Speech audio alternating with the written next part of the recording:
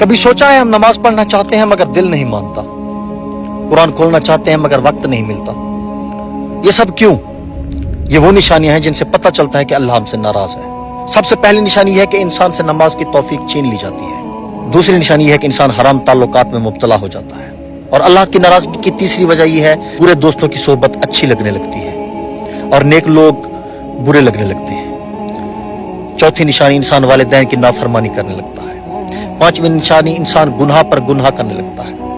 छठी निशानी जब इंसान फजूल कामों में वक्त गुजारने लगे और इबादत के लिए वक्त ना बचे, जब कुरान की तिलावत छूट जाए और अल्लाह से राब्ता टूट जाए, जब बुराई को बुराई ना समझी जाए तो दिल पर मोहर लग जाती है।